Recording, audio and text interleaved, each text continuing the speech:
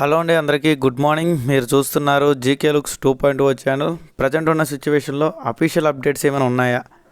Official updates లేని టైంలో present ఎటువంటి రూమర్స్ అనేవి గట్టిగా స్ప్రెడ్ అవుతున్నాయి? వాటిలో మీరు ఏది నమ్మాలి, ఏది నమ్మకూడదు? ప్రజెంట్ ఉన్న సిచ్యువేషన్లో మన కంపెనీ ఆన్ పేసు కానీ లేదా విక్టరీ క్యాష్ కానీ వస్తాయని పూర్తిగా దీని మీద నమ్మి ఖాళీగా ఉండొచ్చా? అంటే వెయిట్ చేయొచ్చా, లేదంటే వేరేదైనా చేసుకోవాలా? వేరేది ఏదైనా చేసుకుంటే మీ ఐడీలు తీసేయడం కానీ బ్లాక్ చేయడం కానీ కంపెనీ చేస్తుందా? ఇవన్నీ కూడా ఇందులో అయితే మనం మాట్లాడుకుందాం. ఓకే, క్లారిటీగా క్లియర్గా చెప్పడానికి ప్లాన్ చేద్దాను. కొంచెం కుదిరినంత వరకు స్కిప్ చేయకుండా చూడడానికి ప్రయత్నం చేయండి, మీకు ఒక క్లారిటీ వస్తుంది. అలాగే కుదిరినంత వరకు లైక్ చేయండి. లైక్ చేస్తే నాకు కూడా కొద్దిగా మోటివేషన్ ఉంటుంది. అలాగే ఎవరికైతే ఈ డౌట్స్ ఉన్నాయో వాళ్ళకి షేర్ చేయండి.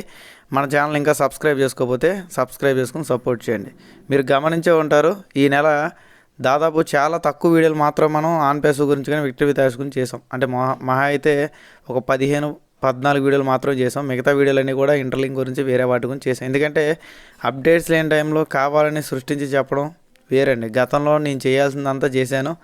ఇంకా నాకు కానీ మీకు కానీ ఇద్దరికి ఓపిక లేవు కాబట్టి అతిగా దీని మీద డిపెండ్ అవ్వకుండా ముందుగా ఎవరి పనులు వాళ్ళు చేసుకోండి. ఇది నేను ఇచ్చే సజెషన్. ఓకే, అసలు ఈ ఫేస్బుక్ పోస్ట్లో ఏమొచ్చింది అనేది మనం చూద్దాం. దీంట్లో మనకి ఉపయోగపడే ఇన్ఫర్మేషన్ అనిపించింది కాబట్టి నేను షేర్ చేస్తున్నాను. బేసిక్గా నెంబర్ 1 వచ్చేసి ఫాలో ఓన్లీ అఫీషియల్ అప్డేట్స్.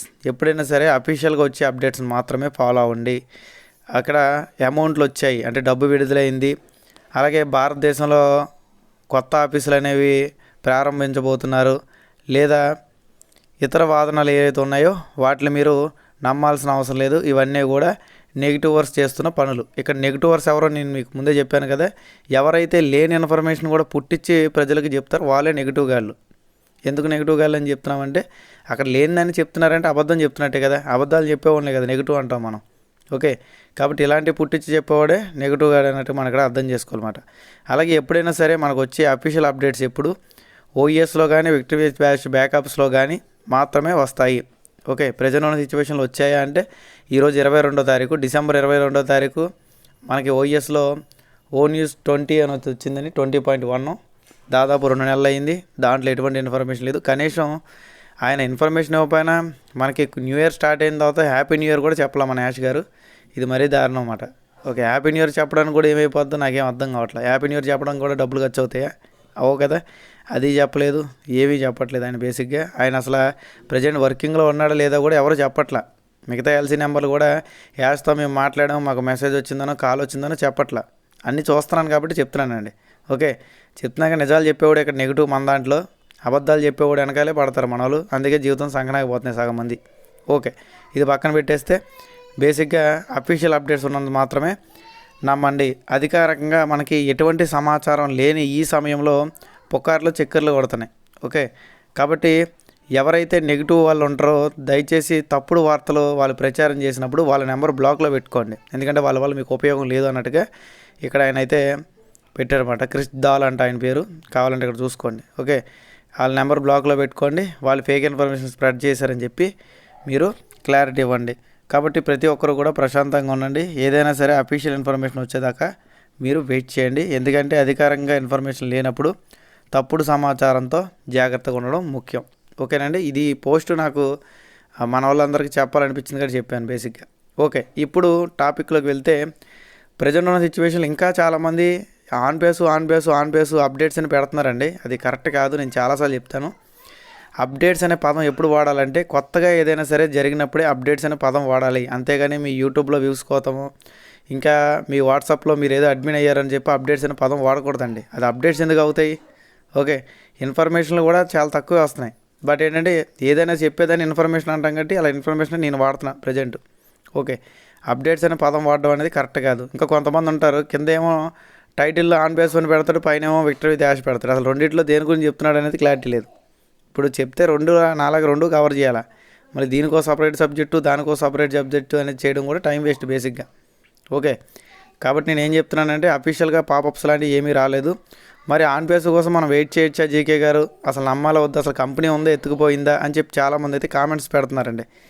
ఇక్కడ నేను ఒకటే చెప్తున్నాను మీకు, ప్రజెంట్ ఉన్న సిచ్యువేషన్లో కంపెనీలు లేవు ఇక్కడ. అంటే ఆఫీసులు లేవు, కేవలం వెబ్సైట్ మాత్రం రన్ అవుతుంది. ఇది గుర్తుపెట్టుకోండి. ఓకేనా, వెబ్సైట్ రన్ అయినంత కాలం మనం ఎంతో కొంత హోప్స్ పెట్టుకో, ఎంతో కొంతే, పూర్తిగా అని చెప్పట్లేక నేను. నేను కూడా మీకు మొన్న చెప్పాను కదా, నేను కూడా కేవలం 50-50లోనే ఉన్నా. అంటే పూర్తిగా కంపెనీ మనకి ఎరగదీసేసి మనకు డబ్బులు ఇచ్చేసి మన జీవితాలు మార్చేస్తుందనే ఉద్దేశం నాకు పోయింది ఎప్పుడు. కేవలం 50-50 డబ్బులు పెట్టాం కాబట్టి ఏదో వెయిట్ చేస్తున్నాం అంతే.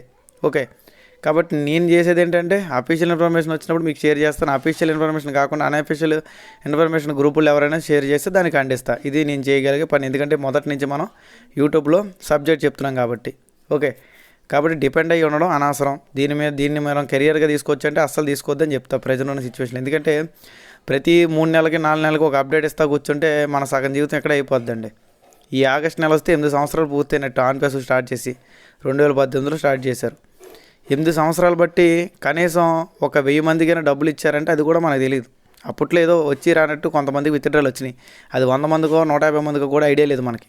ఓకే, కనీసం 1,00,000 మందికి కూడా న్యాయం చేయలే మన కంపెనీ.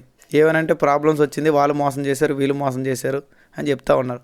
ప్రతిసారి ఎందుకు మోసం చేస్తారో నాకు బేసిక్గా అర్థం కావట్లేదు. అంటే మోసం చేయడం కోసం వాళ్ళు ఇందులో జాయిన్ అవుతున్నారా, లేకపోతే ఈయనే కావాలని మోసపోతున్నాడు అనేది బేసిక్గా నాకు అర్థం కావట్లేదండి.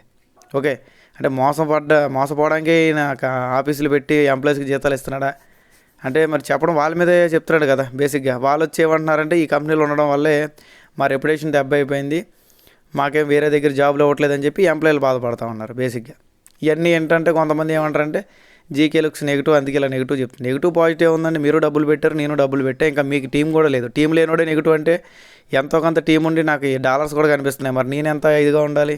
అలాగని చెప్పి లేని దాన్ని ఉందని సృష్టించి చెప్పడం కరెక్ట్ కాదు కదా. ఓకే, కాబట్టి నేను ఒకటే చెప్తున్నా, దయచేసి ఇంకా దీని మీద డిపెండ్ అయ్యి ఖాళీగా ఉంటే మీ ఉద్యోగాలు కానీ ఎవరైతే చదువుకుంటున్నారో మీ చదువులు కానీ ఇవన్నీ కూడా మీ సొంతంగా చేసుకోండి. దీని మీద డిపెండ్ అయ్యి ఖాళీగా ఉండొద్దు. ఖాళీగా ఉండి నష్టపోతే ఖచ్చితంగా మీరు ఇబ్బంది పడతారు, గుర్తుపెట్టుకోండి.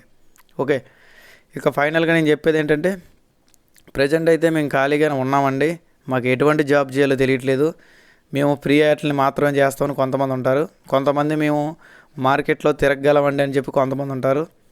కొంతమంది మేము కష్టపడగలం కానీ మాకు నాలెడ్జ్ పరంగా ఎటువంటిది తెలియదండి అని కొంతమంది ఉంటారు. మీకు ఏది తోస్తే అది చేయండి. నా దగ్గర అయితే 3-4 ఆప్షన్లు ఉన్నాయి, నేనైతే చెప్తాను. నా నెంబర్ ఆల్రెడీ మీ దగ్గర ఉందనుకుంటున్నాను. ఒకవేళ మీకు ఈ ఆప్షన్లో ఏవైనా బెటర్ అనిపిస్తే మ్యాక్సిమం మీకు తెలుసు, వీడియోలు కూడా చేస్తాను కాబట్టి ఇబ్బంది అయితే లేదనుకుంటున్నాను. ఫస్ట్ వచ్చేసి సంవత్సరం అయింది నేను ఇండియన్ కోఆపరేటివ్ సొసైటీలో జాయిన్ అయ్యి. చాలామంది చాలా రకాలుగా నన్ను నెగిటివ్ చేయడానికి ట్రై చేశారు. అంటే కోఆపరేటివ్ సొసైటీ అంట, అదంట, ఇదంట, ఇది ఉంటుందా లేదా అని చెప్పి చాలా రకాలుగా రూమర్స్ అయితే స్ప్రెడ్ చేశారు. కానీ ఒకటే చెప్తున్నానండి, అది 28 సంవత్సరాలు పూర్తి చేసుకుందన్నమాట. అది నిన్న మొన్న పుట్టింది కాదు. మన ఆన్పేస్ చరిత్ర కేవలం 8 సంవత్సరాలే. 28 సంవత్సరాలు ఎక్కడ, 8 సంవత్సరాలు ఎక్కడ? ఎప్పుడైనా సరే ఒక కంపెనీని ఇంకో కంపెనీతో కంపారిజన్ చేసినప్పుడు నిజంగా కంపెనీ దీనికన్నా బెటర్గా ఉందా లేదనేది మనం చేసుకోవాలి. ఓకే, అది మనం అంతా తెలుసుకోవాలి. రీసెంట్గా 2 NBFC సంస్థలను కూడా కోఆపరేటివ్ బ్యాంక్ వాళ్ళు కొన్నారన్నమాట, ఇండియన్ కోఆపరేటివ్ సొసైటీ వాళ్ళు. మన 12,000 మందితో ఫిజికల్గా మీటింగ్ పెట్టారు. ఎన్నో న్యూస్ ఛానల్లో పడింది. గవర్నమెంట్ లీగాలిటీతో నడుస్తుందన్నమాట ఇదంతా కూడా.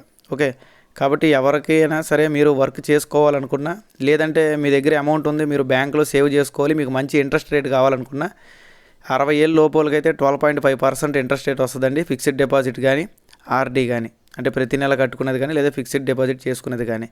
ఇలా ఫిక్స్డ్ డిపాజిట్ చేసుకునే దాంట్లో కూడా మీరు ఫిక్స్డ్ డిపాజిట్ చేసుకునే అమౌంట్లో ప్రతి నెల మీకు దాంట్లో ఇంట్రెస్ట్ రేట్ వచ్చేది కూడా ఉంటుందన్నమాట. అంటే 7 ఇయర్స్ పెట్టుకున్నారనుకోండి ఫిక్స్డ్ డిపాజిట్ 1 lakh పెట్టుకుంటే ప్రతి నెల 1,040 రూపాయలు పడతాయి. లేదా ఒక 10 లక్షలు పెట్టుకున్నారనుకోండి 10,400 రూపాయలు పడతాయి. ఓకే, మళ్ళీ మీకు 7 సంవత్సరాల తర్వాత మీ అమౌంట్ మీకు వచ్చేస్తుంది. కాబట్టి ఇండియా మొత్తంలో 180 నుంచి 200 బ్రాంచ్లు ఉన్నాయి ఈ ఇండియన్ కోఆపరేటివ్ సొసైటీకి. 28 సంవత్సరాల చరిత్ర ఉంది, ఒక్క బ్లాక్ మార్క్ కూడా లేదు. ఒకవేళ చేసుకోవాలంటే దీంట్లో మీరు అమౌంట్ దాచుకోండి, లేదు మీరు అందులో వర్క్ చేసుకోవాలంటే ఫీల్డ్ ఆఫీసర్ కింద జాయిన్ అయ్యి సేమ్ మీరు ఎల్ఐసి పోస్ట్ ఆఫీసులో ఏ రకంగా చేస్తారో ఆ రకంగా వేరే వాళ్ళతో ఈ అమౌంట్లని దాచుకోవడానికి అవకాశం కల్పించడం ద్వారా మీకు కూడా సమ్ అమౌంట్ అనేది కమిషన్ వస్తుంది, ఓఆర్సీ వస్తుంది. దీంట్లో ఓవర్ రైడింగ్ కమిషన్. అంటే దీనికంటూ ఒక లిమిట్ ఉండదు. మీ ఓపిక, మీకు నెల 10,000 సంపాదిస్తారా, 1,00,000 సంపాదిస్తారా, 10 లక్షలు సంపాదిస్తారా? ఎందుకంటే ఇందులో ప్రతి నెల 48 లక్షలు సంపాదిస్తున్న వ్యక్తులు కూడా ఉన్నారన్నమాట వర్క్ చేస్తేనే ఏదైనా డబ్బులు వస్తాయండి. ఖాళీగా ఇంట్లో కూర్చుంటే డబ్బులు రావు. ఎందుకంటే చాలామంది ఊహల్లోనే బతుకుతున్నారు, వాళ్ళ వల్ల ఎటువంటి ఉపయోగం మనకు లేదు, బేసిక్గా వాళ్ళకి లేదు. ఇదే అదునుగా తీసుకొని కొంతమంది ఎంఎల్ఎం కాన్సెప్ట్లో దూరుస్తున్నారు. దానివల్ల కూడా మనకైతే ఎటువంటి ఉపయోగం లేదు, పైనోడికి ఉపయోగం ఉంటుంది. ఎందుకంటే 3 నెలల్లో 30,000 వస్తాయి, 4 నెలల్లో 50,000 వస్తాయి, లక్షలు చెప్తున్నారండి. కేవలం $100 పెట్టేస్తే లక్షలు వచ్చే లెక్క అయితే ఆ కంపెనీ వాడే పెట్టుకుని వాడే సంపాదించవచ్చు కదా. మళ్ళీ ఇంకోటితో పెట్టించాల్సిన అవసరం ఏముంది బేసిక్గా చెప్పండి. కేవలం వీళ్ళు చేసేది ఏంటంటే మీ డబ్బులు నాకు ఇస్తాడు, నా డబ్బులు ఇంకోటికి ఇస్తాడు, వాడి డబ్బులు ఇంకోటికి ఇస్తాడు అంతే. అంతకు మించి అటువంటి వాటిలో ఎటువంటి జెన్యూనిటీ కూడా ఉండదు. ఇది మీరు అర్థం చేసుకుంటూ ముందుకు వెళ్ళడం మంచిది. ఎందుకంటే అదంతా కూడా ఒక ప్యాకెట్ లాంటిది అన్నమాట. అది ఆశ ఆలుగు పడింది అనుకోండి ఆలుగు వస్తుంది, ఆశ మనకు పడితే మనకు వస్తుంది. అది కూడా కొంతకాలం వరకే. కొన్ని రోజుల తర్వాత ఆశలు కేవలం కంపెనీ వాడిగా పడితే మనకు అన్నీ కూడా జీరోలో పడతాయి. గుర్తుపెట్టుకోండి. చాలా టైం అనేది మనం వేస్ట్ చేసుకున్నాం. మనం ఎంత డబ్బు ఖర్చు పెట్టినా పోయిన టయాన్ని అయితే వెనక్కి తీసుకురావడం అనేది అసాధ్యం అన్నమాట. కాబట్టి ఉన్న టయాన్ని అయినా సరే మీకు అనుగుణంగా మీ అవసరాలకి మీ ఫ్యామిలీ గ్రో అవ్వడానికి మాత్రమే యూజ్ చేసుకోండి. ఎంఎల్ఎం కాన్సెప్ట్లో డబ్బులు వస్తాయి. దాంట్లో కూడా ముంచడం లేపడం అన్నమాట. ఎంఎల్ఎం అంటేనే ముంచడం లేపడం అంటే ఫస్ట్ డబ్బులు వస్తాయి, మళ్ళీ డబ్బులు పోతాయి, మళ్ళీ డబ్బులు వస్తాయి, మళ్ళీ డబ్బులు పోతాయి. ఈ రకంగానే ఉంటుంది ఆ థియరీ అంతా కూడా. కానీ దీనివల్ల నష్టపోయేది లక్షల్లో ఉంటే లాభపడేది వేలల్లో మాత్రం ఉంటారు. గమనించండి. మరి మీరు చేసే దాంట్లో నష్టపోరా అంటే ఇప్పుడు దాకా నష్టపోలేదని చెప్తున్నాను కదా. 28 years బట్టి కోఆపరేటివ్ బ్యాంకులు ఉన్న ఎవరు నష్టపోలేదు. పైగా మీకు లోన్స్ కూడా వస్తాయి. లోన్స్ ఎలా వస్తాయంటే మీరు కట్టే దాని మీద 70% ఇస్తారన్నమాట. లేదంటే మేము ప్రతిరోజు కట్టుకుంటాం, మాకు షాపులు ఉన్నాయనుకుంటే ప్రతిరోజు ఎవరైతే అమౌంట్ అంటే $100, $200, $300 పిగ్మీ స్కీమ్ అని ఉంటుంది కట్టుకుంటారో వాళ్ళకి 100 రోజుల తర్వాత మీరు కట్టిన దానికి డబల్ లోన్ ఇస్తారు. ఓకే, ఇవన్నీ కూడా ఉంటాయి దీంట్లో. మీకు లోన్స్ వస్తాయి, మంచి ఇంట్రెస్ట్ రేట్ వస్తుంది, మంచి కమిషన్ వస్తుంది, అన్నీ ఉన్నాయి. ఇంకా దీంట్లో మీకు బాధపడడానికో భయపడడానికో ఇబ్బంది ఏమీ లేదు అన్నమాట. ఓకే, నేను జాయిన్ అయ్యి ఆల్రెడీ 1 year అయింది కాబట్టి ఆ ధైర్యంతోనే చెప్తున్నాను. నేను ఆల్రెడీ 4-5 బ్రాంచ్లు తిరిగాను. రీసెంట్గా మన జరిగిన బెంగళూరు మెగా ఈవెంట్కి కూడా వెళ్ళాను. ఇవన్నీ జరిగాయి కాబట్టి కోఆపరేటివ్ బ్యాంక్ మీద నాకు నమ్మకం కలిగింది. ప్రజెంట్ ఉన్న సిచ్యువేషన్లో కేవలం మార్చ్ ఎండింగ్ కల్లా ఎవరైతే జాయిన్ అయ్యి అంటే మీ ఓన్ డబ్బులు దాచుకోవడం వేరు, అలా కాకుండా మీరు ఒక ఫీల్డ్ ఆఫీసర్ కింద జాయిన్ అయ్యి 1 lakh బిజినెస్ చేస్తారో మీరు కూడా డెవలప్మెంట్ ఆఫీసర్ అవుతారు. ఎప్పుడైతే మీరు ఒక డెవలప్మెంట్ ఆఫీసర్ కింద అవుతారో అప్పటి నుంచి మీరు కూడా ఒక 200 మందికి జాబ్ ఆపర్చునిటీ కల్పిస్తే ఫీల్డ్ ఆఫీసర్ కింద పెట్టుకోవచ్చు అన్నమాట.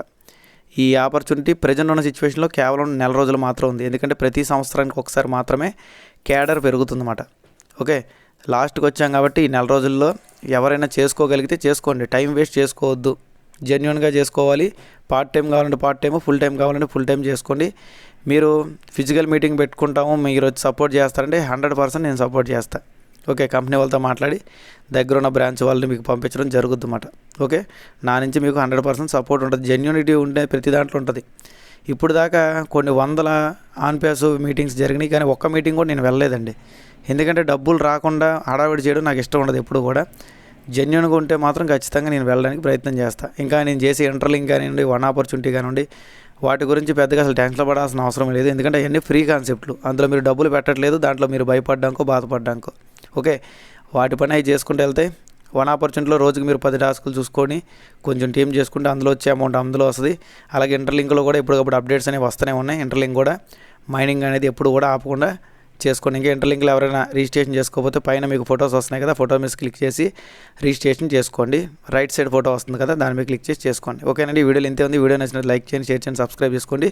కోఆపరేటివ్ బ్యాంక్లో జాయిన్ అవ్వాలనుకున్న వాళ్ళు